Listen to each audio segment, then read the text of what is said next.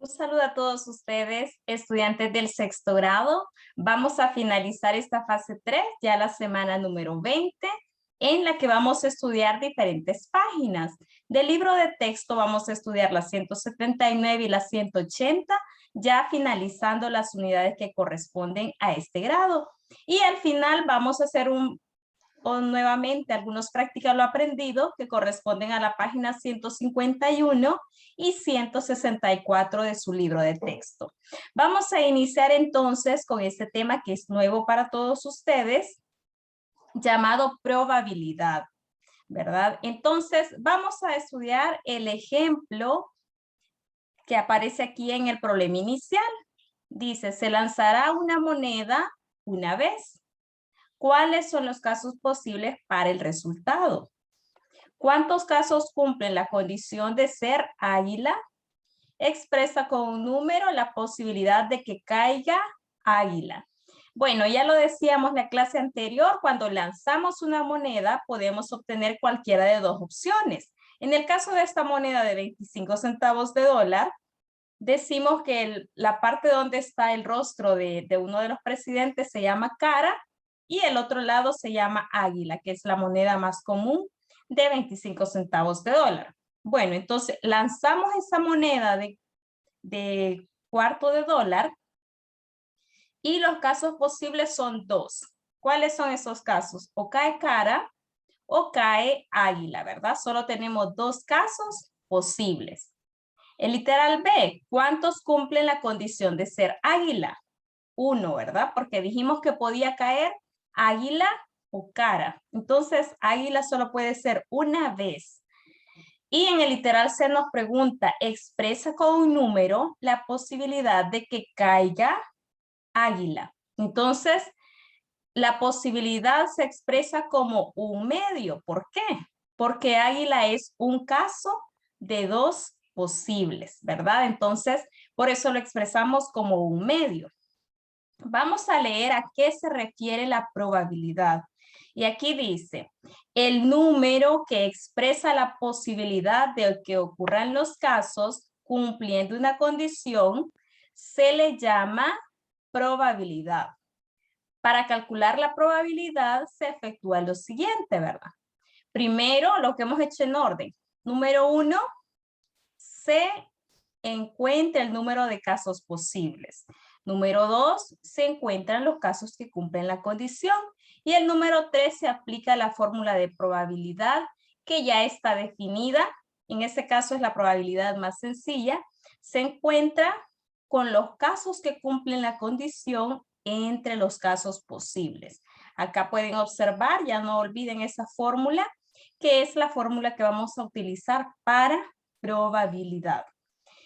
Bueno, teniendo claro esa fórmula, vamos a leer lo que se nos presenta en el resuelve y cómo podríamos aplicar esa fórmula, ya no lo olvidemos. Dice, en una bolsa oscura se tienen pelotas de 3 colores, azul, verde y rojo. Bueno, y nos dice que vamos a extraer solamente una. ¿Cuántos casos posibles hay al realizar la extracción? ¿Verdad? Entonces, como solo voy a sacar una pelota, puede ser una que sea azul, una que sea verde o una que sea roja. Tengo 3 casos posibles. ¿En cuántos casos se cumple que la extracción de la pelota se obtiene una pelota azul? Como decimos que tenemos 3 casos posibles, azul solo puede ser un caso, ¿verdad? Un caso, la pelota puede ser azul. Y en el literal se nos dice, utiliza la fórmula para calcular la probabilidad de extraer una pelota azul. Como tengo 3 colores, esos son los casos posibles. Vean la fórmula. Casos posibles serían 3. ¿Cuántos cumplen la condición de ser azul? Solamente una. Entonces ustedes de respuesta en el literal C me van a escribir 1 sobre 3, un tercio. O sea, 1 es azul sobre 3 casos posibles que puede ser azul, verde o roja. Entonces al final me escriben en el literal C un tercio. de esa manera lo van a leer. Igualmente, vamos al número 2 y dice, si se agrega otra pelota azul a la situación del 1, ya dice de que hay 4 pelotas, ¿verdad? Hay 4 pelotas, 2 son azules, una es verde y la otra es roja. O sea que van a haber 4 pelotas dentro de la bolsa. Bueno, ¿cuántos casos posibles hay al realizar la extracción? 4, ¿verdad? Los casos posibles son, en este caso, ¿verdad? Cualquiera de las 4 pelotas. ¿En cuántos casos se cumple que se obtiene una pelota azul? En 2 casos, porque hay 2 pelotas azules. Y al final, en el literal C, me le escriben, utiliza la fórmula para calcular la probabilidad de extraer una pelota azul. Serían 2 pelotas azules de un total de 4 pelotas. O sea, 2 sobre 4. Me pueden escribir de respuesta 1/2, según ese tipo de ejercicio que aquí les muestran, ¿verdad? Y aquí dice que para calcular la probabilidad considera que las 2 pelotas azules son distinguibles, es decir, se diferencian una de la otra. Ya no hay solo una azul, sino que hay 2 pelotas azules, ¿verdad? El ejemplo 2 o ejercicio 2 está relacionado con el 1. No es de que en la bolsa ya solo hay 2 azules, no. Dice, si se agrega otra pelota a la situación 1. En la situación 1 teníamos 3 pelotas, una roja, una verde, una azul. Y en el ejercicio 2 agregamos una más que es de color azul. Por eso hay 2 azules, una verde y una roja. Tengamos claro eso, por favor, para que veamos la diferencia. Bueno, eso se refiere a probabilidad. Vamos a observar que nos piden que hagamos la página 180, que también es un practica lo aprendido. En este practica lo aprendido, vamos a ir reflejando lo que estudiamos esta última unidad. Y nos dice, Antonio pronto tendrá una hermanita y a sus padres le gustan 4 nombres. 4 nombres, ¿verdad? Azucena, Blanca, Celina y Diana, de los cuales debe elegir 2 para nombrar a la niña. Dibuje un diagrama de árbol. Entonces, ¿ustedes cómo van a dibujar? En la primera rama van a ir 4 nombres, ¿verdad? 4 nombres. En la segunda rama, para cada primer nombre, van a ir 3 casos, los 3 que queden, ¿verdad? Si el papá primero elige el nombre Azucena, el segundo nombre puede ser Blanca, Celina o Diana. Entonces les voy a pedir que lo construyan.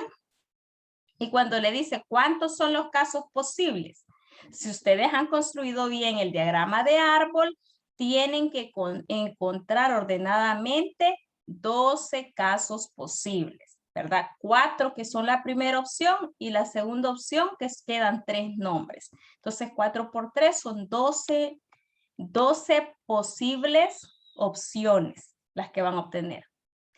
Entonces, por eso aquí les dice cómo se puede conocer la cantidad de casos posibles, ¿verdad? Sin dibujar el diagrama de árbol. Como les he estado diciendo. Primera opción 4, segunda opción 3 y se multiplican. 4 por 3, 12. Ese es el tema del diagrama de árbol. Luego dice, en una escuela tienen 3 equipos de fútbol. Escarlata, Fantásticos y Guerreros. 3 equipos. Si juegan todos contra todos, ¿cuántos partidos se jugarán en total? Y quiere que utilicemos cualquiera de los métodos aprendidos en clase. No olvide descartar aquellas formas que se repiten. Quiere decir que para este tema, ustedes pueden repasar el tema donde decía combinaciones, porque en las combinaciones, ¿se acuerdan que eliminábamos los repetidos? Entonces aquí igual, vamos a eliminar los repetidos, por lo tanto la respuesta va a ser esos 3 equipos que jueguen entre ellos, ¿verdad? ¿Cuáles son los posibles casos? Nosotros tenemos al inicio escarlatas, fantásticos y guerreros. Y si después lo combinamos, ¿verdad? Me va a quedar los escarlatas con los fantásticos y los guerreros. De ahí los fantásticos con los escarlata y los guerreros. Y de último, los guerreros con los escarlatas y los fantásticos. Pero dice que tenemos que eliminar los repetidos. Tenemos que eliminar los repetidos. Entonces solo nos quedarían 3 partidos. Si van a jugar todos contra todos y eliminamos los repetidos, nos queda de respuesta 3 opciones. Esa sería la respuesta en el número 2. Y en el número 3, que dice desafíate, ¿verdad? Es bueno que lo lean e intentemos resolver porque sí lo pueden hacer. Dice, se lanza el dado una vez. Entonces, ahí está el dibujo del dado, ya lo hemos tenido, se ha construido, ¿verdad? Es un cubito que tiene 6 lados.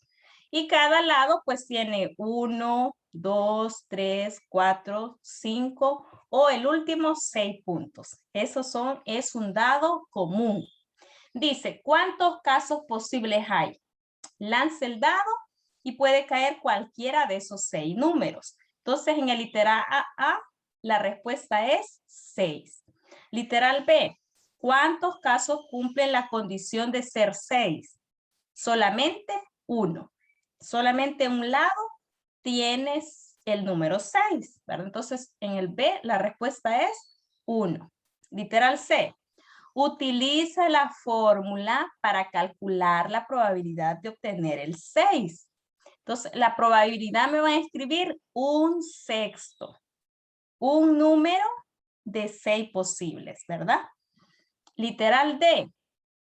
¿Cuántos cumplen la condición de ser impar? ¿Cuáles son los números impares en un dado? Los impares son 1, 3, 5. 1, 3 y 5, o sea, 3 casos favorables de los 6 posibles. Entonces, ustedes aquí en el D pueden escribir primero 3/6, que simplificado sería 1/2. ¿Verdad? En el literal D, ser impar, aquí, me escriben de respuesta 3/6 y simplificado 1/2. Muy bien. Y era lo que les pregunta ahí en el E, ¿verdad? En el E es que van a escribir directamente el 1/2, que sería ya simplificado. Bueno, estas serían las unidades, pero como vamos a hacer un examen de trimestre, vamos a repasar algunas páginas que puede ser que se nos hayan olvidado los temas. Y para eso nos vamos a pasar hasta la página 151. En la página 151, vean estas figuras, creo que ya las están recordando. Dice, encuentra el volumen de los siguientes prismas rectangulares, ¿verdad? Y lo pueden hacer contando, claro que sí. Aquí pareciera que la respuesta es 6 centímetros al cuadrado, al cubo, ¿verdad? En el A. Y también se puede hacer con fórmula, ¿verdad? Largo por ancho por alto. Largo por ancho por alto sería 3 por 2 por 1. Y efectivamente la respuesta es 6 centímetros cúbicos. Entonces lo pueden hacer aplicando la fórmula. Y si no, solamente contando en el número 1. Pero ya en el número 2, sí. Dice, calcule el volumen de los siguientes cuerpos geométricos utilizando la fórmula. En el número 2, sí. Me escriben la fórmula, volumen del prisma es igual, largo por ancho por alto. Largo por ancho por alto, ¿verdad? Y entonces aquí en el literal A, cuando ustedes multipliquen largo por ancho por alto, van a tener de respuesta 3 por 2, 6 por 4, 24 centímetros cúbicos. Sería la respuesta literal A. El literal B, 5 por 5, 25. Y 25 por 7, 175 centímetros cúbicos. Sería la respuesta A literal B. 175 centímetros cúbicos. Y finalizamos con el literal C. En el literal C, esta figura se llama cubo. Y hemos dicho que el volumen de un cubo es arista por arista por arista. O decir, volumen es igual a arista al cubo. Bueno, entonces, ¿qué van a hacer ustedes? Multiplicar las tres cantidades. 8 por 8 por 8. Respuesta 512 centímetros cúbicos. Luego les quedan algunos retos aquí, ¿verdad? Separar figuras. ¿Se recuerdan? Aquí parece que es como un sillón un sillón podemos decirlo. Se puede separar en dos prismas, ¿verdad? El prisma que está abajo, ¿verdad? El prisma que está abajo y el que queda arriba con esta altura. Miren, lo separan en dos prismas, encuentran los dos volúmenes y los suman. Y ya tienen el volumen total. Y en este final, encuentra el volumen del siguiente prisma rectangular. Van a hacer algunas conversiones, lo cual tienen en páginas anteriores. Y aquí también les recuerda que un metro cúbico tiene 1.000.000 de centímetros cúbicos. 1.000.000 de centímetros cúbicos. Entonces, primero pásenlo todo a la misma magnitud. Aquí no me van a escribir 3 metros, escriban 300 centímetros para trabajar en centímetros. Y aquí en 5 metros van a escribir 500 centímetros. ¿Por qué? Porque acuérdense que un metro tiene 100 centímetros. Entonces, lo pasan todo a centímetros, porque aquí está 60 centímetros, eso no lo convierten. Van a convertir este 3 metros, 300 centímetros. Y este 5 metros, 500 centímetros. Y multiplican. ¿Qué van a multiplicar aquí para el volumen? 500 por 60 por 300. Lo multiplican, ¿verdad? Y hacen la conversión a metros cúbicos, ¿verdad? Dividiendo entre 1.000.000. Eso es lo que harían en el número 4. Y en el número 5, también, ¿verdad? Tenemos una pila, me va a pedir la capacidad en metros. Claro que ustedes lo primero que tienen que hacer es hallar el volumen. El volumen lo quiere en metros cúbicos. Pongan atención a eso, miren. Metros cúbicos. Pueden hacer la conversión al final o al principio. ¿A qué me refiero con al principio? Tienen que dividir entre 100. 50 entre 100. Ahí le da 0.5 centímetros. Aquí, 40 entre 100, 0.4 centímetros. Y 30 entre 100, 0.3 centímetros. Perdón, esos centímetros los estamos pasando a metros, ¿verdad? Por eso estamos dividiendo entre 100. Entonces, cuando ustedes procedan a multiplicarme esas cantidades y pasarlas a metro, van a multiplicar 0.5 por 0.4 por 0.3. Y esa va a ser la respuesta en metros. O sea, 0.06 metros cúbicos. Esa va a ser la respuesta, ¿verdad? ¿Y tienen que multiplicarla? Claro que sí. La van a multiplicar por 1.000. ¿Por qué? Porque en un metro cúbico dice que hay 1.000 litros. O sea que esa respuesta sería 6 litros, ¿verdad? 6 litros sería la respuesta, ¿verdad? Entonces, es bueno que ustedes sigan estudiando, sigan aprendiendo y traten de ir aplicando lo que hemos estudiado en unidades anteriores. Ustedes tienen muchos ejemplos en su cuaderno. Vamos a finalizar con otro práctica lo aprendido, que les pido que lo realicen de una manera honesta, revisando páginas anteriores para entender. Y ese está en la página 164 de su libro de texto. Aquí está, miren. Cada uno van a ir teniendo paciencia contando los cuadritos en su cuaderno. Traslada 5 espacios a la izquierda.